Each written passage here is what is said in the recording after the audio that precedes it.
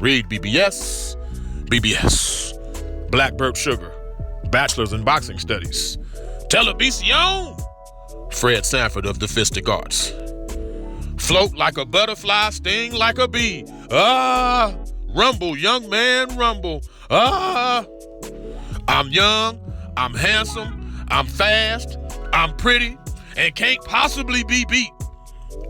On this day in boxing history, January 17th, 1942, Cassius Marcellus Clay shook up the world, and he was born. On March 6, 1964, he officially changed his name to Muhammad Ali. Muhammad meaning worthy of praise, Ali meaning most high. Greatest of all time. Greatest heavyweight without question. Happy birthday, Ali! I'm not quite old enough to have seen Ali at his best with my own eyes, but through my old man, I experienced the tail end of his career, and I felt Ali. I vaguely remember standing in an aisle throwing punches at a movie screen that was showing Ali Frazier 3, The Thriller in Manila on closed circuit, yelling, "Get him, Ali, get him." My old man, he worshiped Ali, man. He worshiped him, spoke glowingly about his impact on the self-awareness and self-confidence of black folks. Race, religion, politics, sports. Ali didn't run from any of it, and he displayed charm, wit, and a sense of humor more times than not. He was like the real-life Pied Piper, like real talk. He was a real-life Pied Piper, a people magnet, and he drew crowds like flies to feces. Like people just were attracted to him in that way. In every way, Ali was an activist and an advocate for social change on the level of Martin Luther King Jr. or Malcolm X. He was using his platform half a century before it became cool to say it, put it that way. Natural-born entertainer in and out of the ring. Unfucking paralleled heavyweight athleticism. Not before nor since Ali have we seen the speed of hand, of foot, the reflexes, the balance, the grace. Not in boxing's big boy division anyway. No, sir, no, sir. Ali intentionally patterned his style after Sugar Ray Robinson's. Me and Sugar Ray, we two pretty dancers. Only Ali, he was 6'3", like 210-ish, moving and operating like a much smaller man. And especially back then, most heavyweights, they were a bit plodding. They lumbered a bit, you know, they was lead-footed, a little bit not as graceful, and then comes this dude. Float like a butterfly, sting like a bee. Your hands can't hit what your eyes can't see. Ali had a great left jab. He had a harder right cross than he's given credit for. He was a solid, basic 1-2 guy primarily, but he would open up with accurate looping hooks also. He pulled back from punches, which is a boxing no-no, but Ali would lean back, and he moved his head from one side to the other.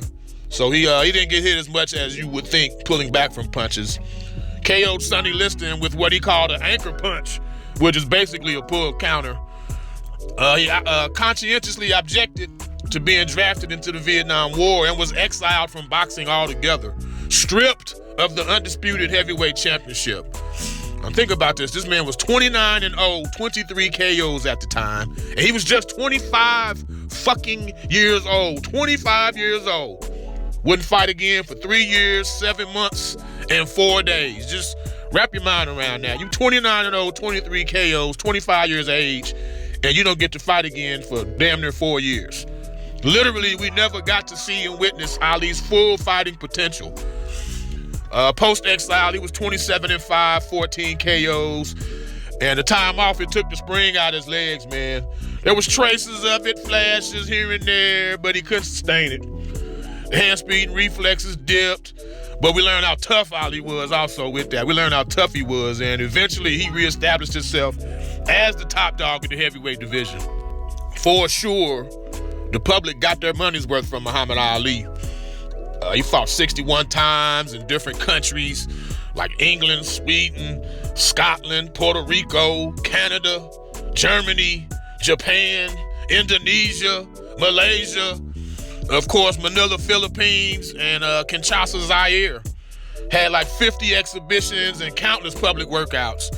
These days, it's very rare for an American fighter to leave his homeland, and dudes are reluctant to spar in front of a crowd. Times have changed for sure, and exhibitions are pretty much extinct. You know what I'm saying? Along with the Last Poets and Gil Scott-Heron and Rudy Ray Moore, a.k.a. Dolomite, Ali, he had his little rhythmic rants. Most of them was ghostwritten by Boudini Brown, but all that said, he kind of helped lay the foundation for what is now hip-hop music. You know what I'm saying? Like, all areas, all facets, Ali was groundbreaking. In this camp, I wrestled with an alligator. I tussled with a whale. Done handcuffed lightning and thrown thunder in jail.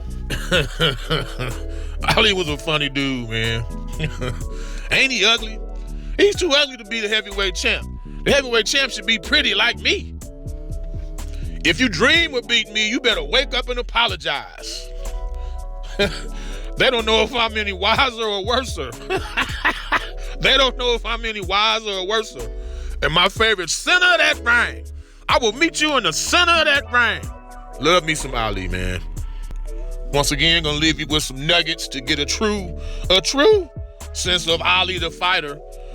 Peep the Doug Jones fight, Sonny Liston 1 and 2, Brian London, Cleveland Williams, Ernie Terrell, that's the What's My Name fight. Zora Foley, those are all pre-exile fights. Ali at the best that we saw of him. Post-exile, I'd recommend Joe Frazier 1 and 3, The Thrill in Manila, George Foreman, Rumble in the Jungle, and Ron Lyle, man. He put it down well, man. Ali wasn't always right, but he was always genuine, He wasn't the most educated man, but he was among the most eloquent men. And in addition to being my favorite athlete ever, he's had more of an impact on my life than anyone I'm personally not related to. Real talk. Happy birthday, Ali. REED-BBS, BBS, Blackbird Sugar, Bachelor's in Boxing Studies. Televisión, Fred Sanford of the Fistic Arts. When all is said and done, there's nothing left to say or do.